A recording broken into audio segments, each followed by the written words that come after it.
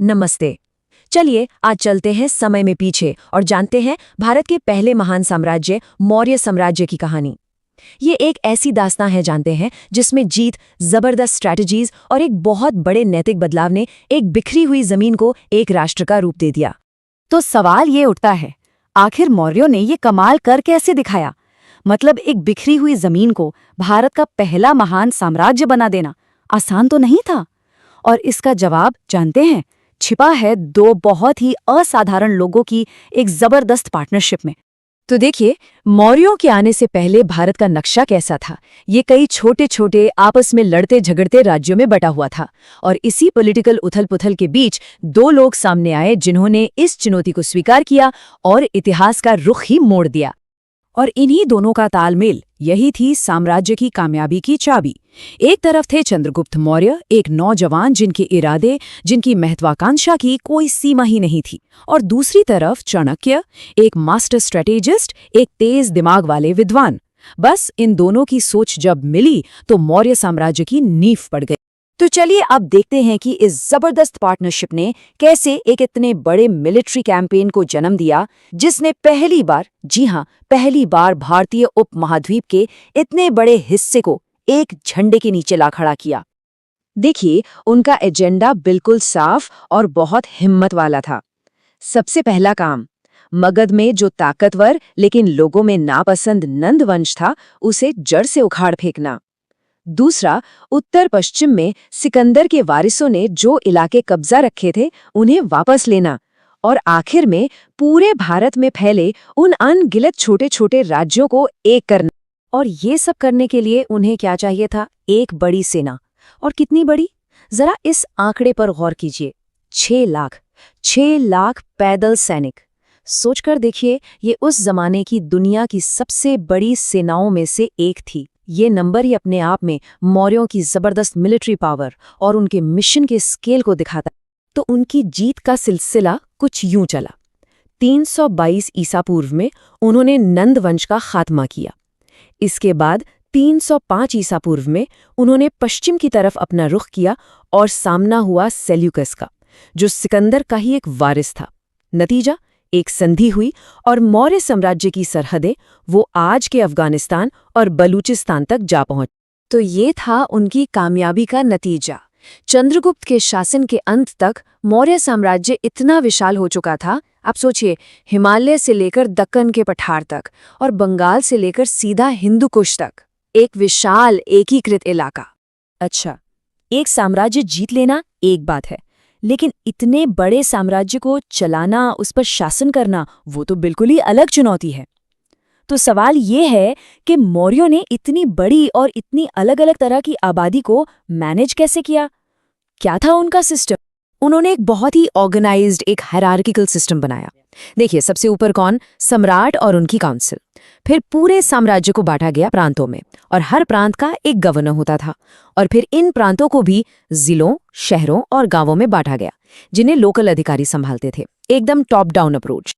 और इस पूरे सिस्टम को चलाने के लिए थे खास अधिकारी जिनकी भूमिकाएं तय थीं, जैसे समाहर्ता, जो रेवेन्यू कलेक्शन का हेड था, कह सकते हैं आज के फाइनेंस मिनिस्टर की तरह। सन्निधाता, शाही खजाने की देखभाल करता था। और नागरक, किसी बड़े शहर का एडमिनिस्ट्रेशन देखता था, जैसे आज के सिटी कमिश्नर। सच तो ये है कि उनका ये ब्यूरोक्रेटिक सेटअप इतना ज्यादा एडवांस्ड था कि कई इतिहासकार इसकी तुलना आज की इंडियन एडमिनिस्ट्रेटिव सर्विस यानी IAS से करते हैं। सोचिए, उस जमाने के हिसाब से ये कितना ऑर्गेनाइज्ड और कितना एफिशिएंट सिस्टम रहा होगा। चलिए अब कहानी में आगे बढ़ते हैं और बात करते हैं मौर्य वंश के सबसे प्रसिद्ध शासक की, चंद्रगुप्त के पोते अशोक की। एक ऐसा सम्राट जो साम्राज्य को तो उसकी बुलंदियों पर ले गया, लेकिन फिर एक भयानक युद्ध ने उसकी और साम्राज्य की दिशा हमेशा हमेशा के लिए बदल दी। तो जब अशोक गद्दी पर बैठे, उन्हें विरासत में एक बहुत बड़ा और स्टेबल साम्राज्य मिला। उन्होंने इसे और भी फैलाया, तब तक जब तक सिर्फ एक बड़ा राज्य, कलिंग, उनकी पहुंच से बाहर था। और फिर 261 ईसा पूर्व में अशोक ने उस आखिरी चुनौती को भी खत्म करने का फैसला किया। कलिंग पर यह हमला मौर्य इतिहास का एक टर्निंग पॉइंट तो बना, लेकिन वैसे नहीं जैसे किसी ने सोचा था। इस युद्ध की भयावहता वो चौंकाने वाली थी। आंकड़े बताते हैं कि 1 लाख से भी ज्यादा लोग मारे गए और उससे भी कई ज्यादा लोगों को अपना घर-बार छोड़ना पड़ा। जीत तो अशोक की हुई, पर इसकी कीमत बहुत बहुत भारी थी। और ये तबाही अशोक के ज़मीर पर एक बोझ बन गई। उन्हीं के शब्दों में, जैसा कि उनके एक शिलालेख में लिखा है, वो इस मारकाट से बेहद दुखी थे। युद्ध के मैदान पर जो कुछ उन्होंने देखा, उसने उन्हें अंदर से हमेशा के लिए बदल दिया। बस यही वो पल था जिसने एक सम्राट के तौर पर उनकी सोच को पूरी तरह बदल कर रख दिया। वो चंड अशोक यानी क्रूर अशोक से धम्म अशोक यानी धर्म पर चलने वाले अशोक बन गए। उन्होंने लड़ाई से जीतने का रास्ता छोड़ दिया और धम्म यानी नैतिकता और शांति से शासन करने का सिद्धांत अपना लिया। तो आखिर मौर्यों ने अपने पीछे क्या विरासत छोड़ी? सच कहूं तो उनका असर उनके साम्राज्य के खत्म होने के बाद भी बना रहा और आज भी भारत पर उसका प्रभाव दिखता है। उनकी विरासत कई परतों वाली है। सबसे पहले उन्होंने भारत को राजनीतिक तौर पर एक किया, एक ऐसा आइडिया जो सदियों तक जिंदा रहा। उन्होंने एडमिनिस्ट्रेशन का एक ऐसा मॉडल बनाया जो आज भी काम का है। अशोक ने धम्म के जरिए शासन में नैतिकता का एक नया अध्याय जोड़ा।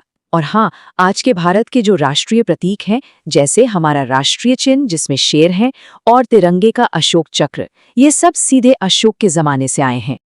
और ये पूरी कहानी हमें एक आखिरी और बहुत गहरे सवाल पर लाकर छोड़ देती है। मौर्यों की ये दास्तान चंद्रगुप्त की जबरदस्त महत्वाकांक्षा से लेकर अशोक के नैतिक बदलाव तक, ये शासन की एक सदियों पुरानी दुविधा को दिखाती है। क्या असली महानता ताकत के इस्तेमाल में है या फिर उस ताकत पर काबू रखने में? ये एक ऐसा सवाल है जो आज भी उतना ही मौजू है जितना 2000 साल पहले। नमस्कार।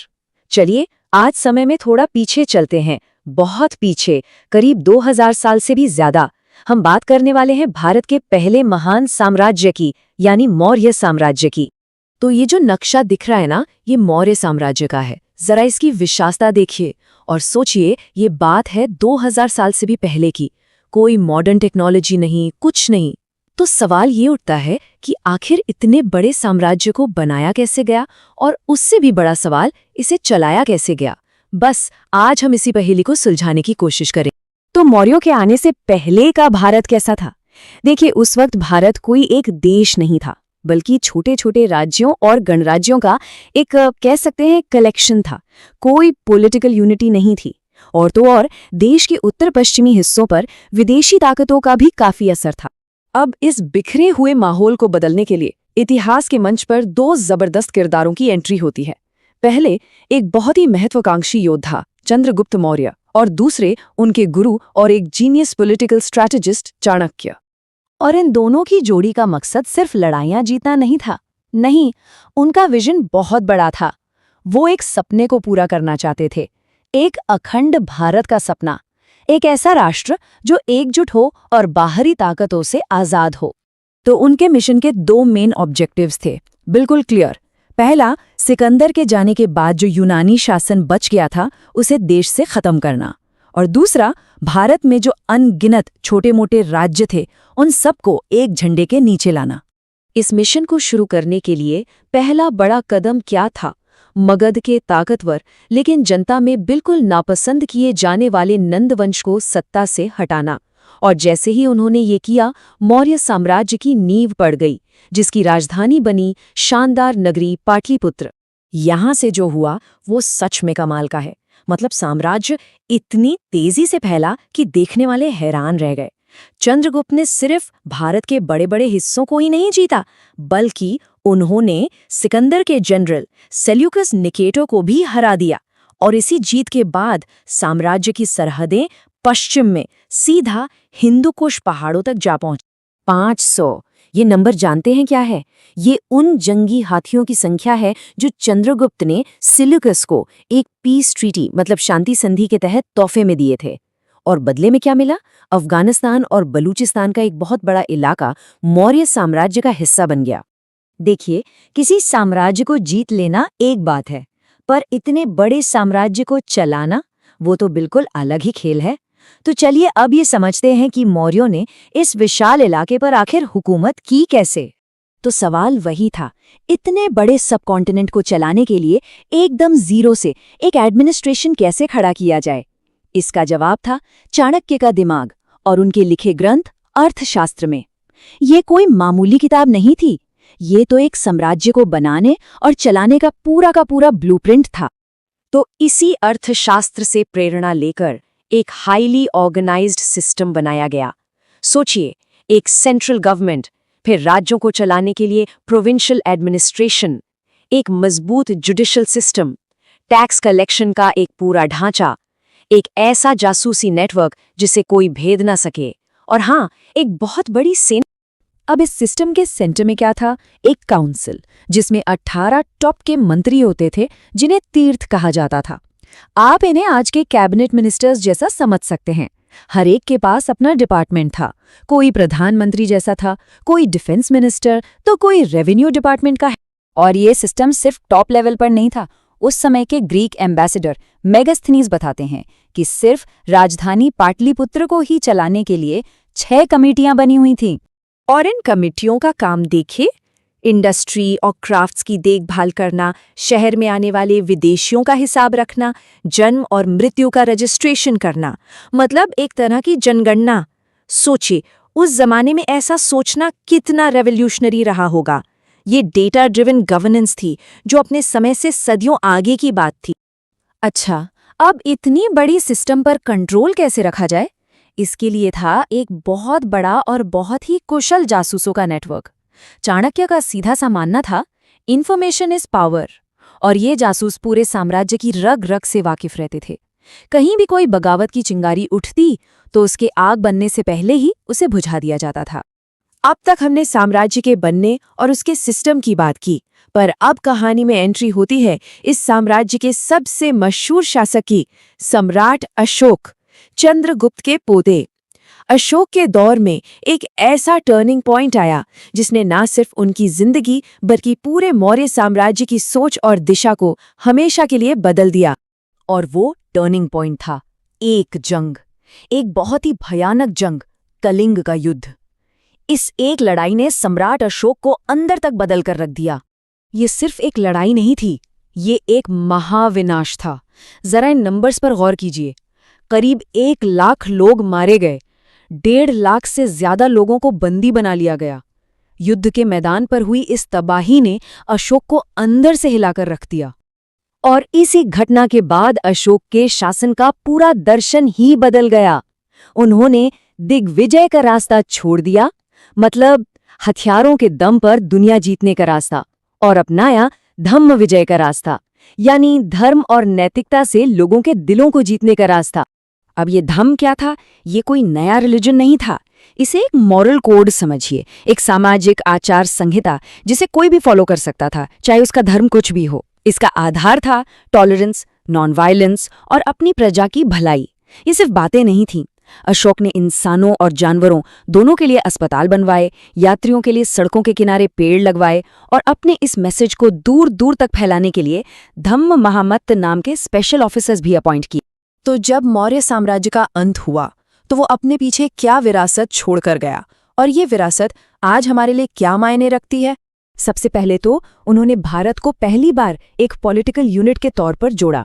दूसरा, उन्होंने एडमिनिस्ट्रेशन का एक ऐसा ब्लूप्रिंट दिया जिसके सिद्धांत आज भी रेलेवेंट हैं।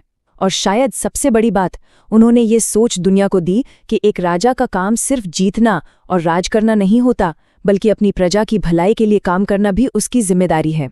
और उनकी विरासत का सबसे बड़ा सबूत, सारनाथ का अशोक स्तंभ, जो आज आज़ाद भारत का राष्ट्रीय प्रतीक है। और यहीं पर ये कहानी हमें एक बहुत बड़े सवाल के साथ छोड़ जाती है। अशोक का ये ट्रांसफॉर्मेशन हमें पावर और मोरालिटी के बारे में सोचने पर मजबूर करता है। क्या किसी शासक की नैतिक शक्ति उसकी फौज की ताकत से ज्यादा शक्तिशाली हो सकती है? शायद मौर्य साम्राज्य से मिलने वाला ये सबसे बड़ा सबक है। लहरों से डरकर नौका पार नहीं होती, कोशिश करने वालों की हार नहीं होती। नन्ही चींटी जब दाना लेकर चलती है, चढ़ती दीवारों पर 100 बार फिसलती है। मन का विश्वास रगों में साहस भरता है। चढ़कर गिरना, गिरकर चढ़ना न अखरता है। आखिर उसकी मेहनत बेकार नहीं होती। कोशिश करने वालों की हार नहीं होती। डुबकियां सिंधु में गोताखोर लगाता है, जा जाकर खाली हाथ लौट कर आता है, मिलते नहीं। सहज ही मोनती गहरे पानी में, बढ़ता दुगना उत्साह इसी हैरानी में। मुट्ठी उसकी खाली हर बार नहीं होती। कोशिश करने वालों की हार नहीं होती। असफलता एक चुनौती है। इसे स्वीकार करो। क्या कमी रह गई? देखो और सुधार करो। जब तक ना सफल हो, नींद चैन को त्यागो तुम। संघर्ष का मैदान छोड़कर मत भागो तुम। कुछ किए बिना ही जय जयकार नहीं होती। कोशिश करने वालों की हार नहीं होती।